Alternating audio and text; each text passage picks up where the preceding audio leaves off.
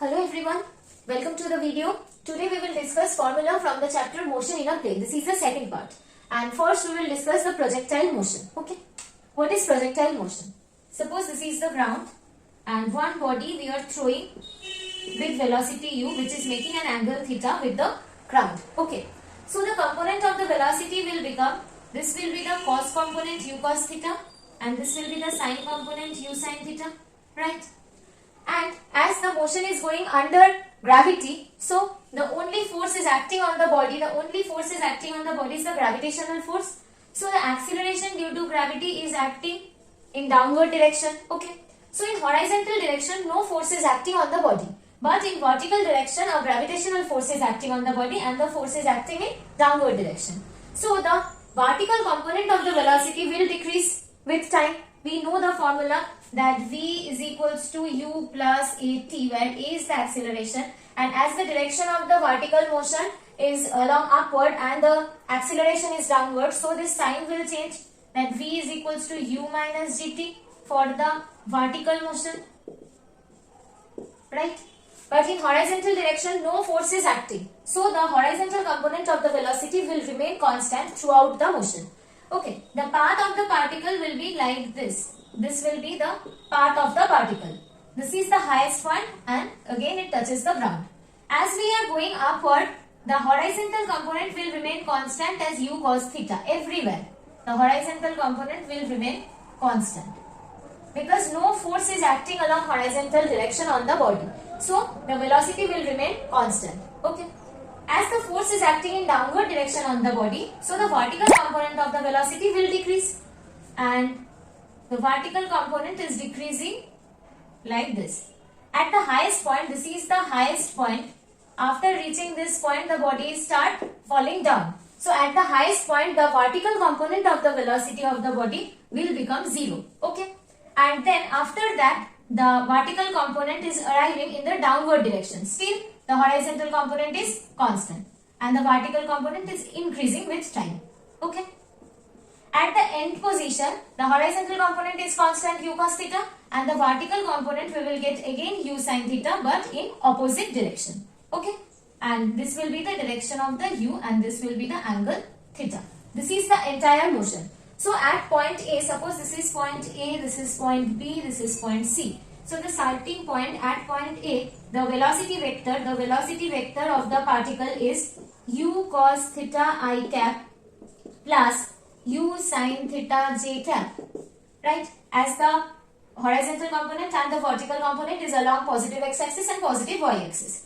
At the point B, that is the highest position, the vertical component is 0 but the horizontal component is still cos theta. So here the velocity vector is equals to u cos theta I cap plus 0 j cap, right? At the point C, we can see the horizontal component is along positive x direction and the vertical component is along negative y direction. So v vector is equals to u cos theta I cap plus u sin theta minus j cap. Okay. I hope this thing is clear to you. Why the horizontal component remain intact throughout the motion and why the vertical component is decreasing here, and after reaching 0 the vertical component is increasing and at this point C the vertical component again becomes u sin theta but the direction is opposite.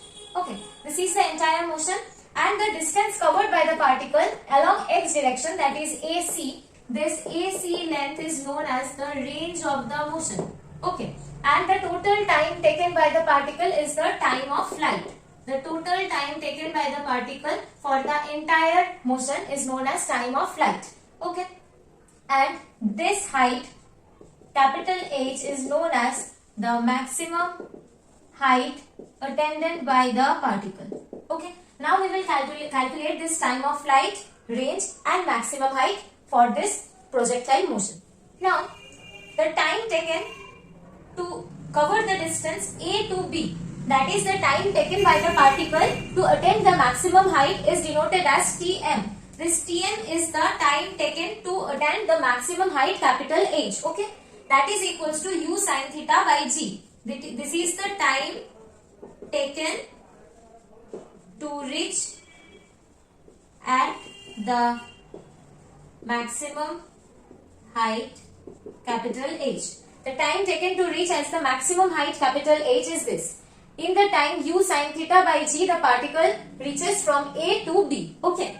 And the time taken by the particle to go from A to C, that is the time of the flight, is equals to the time of the flight Tf is equals to 2 into Tm.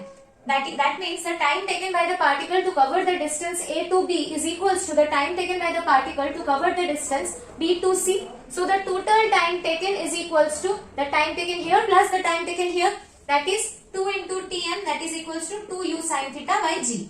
And the maximum height formula, the maximum height h is equals to u square sin square theta by 2g.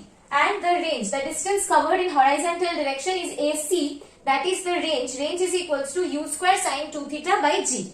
The maximum range covered, when the value of the maximum range, when the range will become maximum, when the sin 2 theta will become 1, that will be the maximum value for the range. Then the range will become u square g. When sin 2 theta is equals to 1, then the value of the range is maximum, that is u square by g. And when we will get this value? When the value of theta is equals to 45 degree. So when we throw an object by making an angle 45 degree with the horizontal direction, then the object can cover maximum horizontal direction, okay, under gravity. So when we throw an object by making an angle 45 degree with the horizontal direction, then it covers the maximum distance in horizontal direction, that is known as maximum range. Okay, so you have to remember these formula, that is the time taken to reach the maximum height, total time of flight, the maximum height formula, and the formula of the range. You have to remember these four formulas. Okay, now we will move to the next topic. Now our next topic is uniform circular motion. Okay, uniform circular motion means a body is rotating in a circular path with a uniform velocity v. Okay, the body is rotating in a circular path with a uniform velocity v. This is the center and this is the radius of the path. And here the direction of the velocity is this. At this position the direction of the velocity is this. At this position the direction of the velocity is this, and this position the direction of the velocity is this. That means at each position of this circle the direction of the velocity is changing, but the magnitude of the velocity is constant throughout the motion. Okay. We know that the velocity is a vector quantity. The vector quantity means both magnitude and direction is present for a velocity. Here the direction of the velocity is changing. That means the velocity is changing. That means acceleration is present. But the magnitude of the velocity is not changing. That's why we are telling it some uniform circular motion. If someone asks you in uniform circular motion, is the velocity is constant throughout? Yes, the magnitude of the velocity is constant throughout the motion, but the direction of the velocity is changing. That's why acceleration is also present here. But as the magnitude of the velocity is constant throughout the motion, we will call this motion as a uniform circular motion. Okay, and the acceleration is present here is known as the centripetal acceleration. This is centripetal acceleration. Okay, this is denoted by AC, and we all know that the force, that is centripetal force, is equals to mv square by r. Okay, for a circular motion always a force is acting on a body. Suppose this is the body which is moving in a circular path. In the entire motion the force acting on a body is a centripetal force. A force is acting towards the center. This force is known as centripetal force. Okay, Fc. This magnitude of this centripetal force is mv square by r, and the centripetal force is always directed towards the center. And we know that force means mass into acceleration. So from here we can get that acceleration, centripetal acceleration, is equals to v square by r. Okay. We all know this, that v is equals to r omega, where v is the tangential velocity, r is the radius of this circular path, and the omega is the angular velocity. Okay, this omega is the angular velocity. So from here we can write, in place of v we can write this as r omega square by r. So from here we can write r square omega square by r. So from here we will get that AC is equals to omega square r. This is also the expression of the centripetal acceleration. And the time taken for this one circular rotation, suppose the body is starting its rotation from the point 1, and after crossing the entire circle the body reaches the position 1. Then the total time taking for one complete rotation is known as the time period. The time period is equals to the total path covered divided by the velocity. The total path covered is the circumference of the circle, that is 2 pi r divided by the velocity, that is v. So from this we can get the time period of the motion, and also we know this, the time period is equals to 2 pi by omega, and omega is equals to 2 pi f.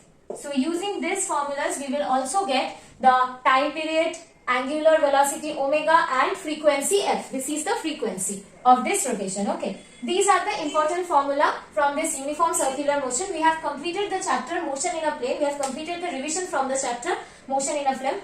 Please like, share and subscribe the channel. We will meet you soon with another video. Thank you everyone.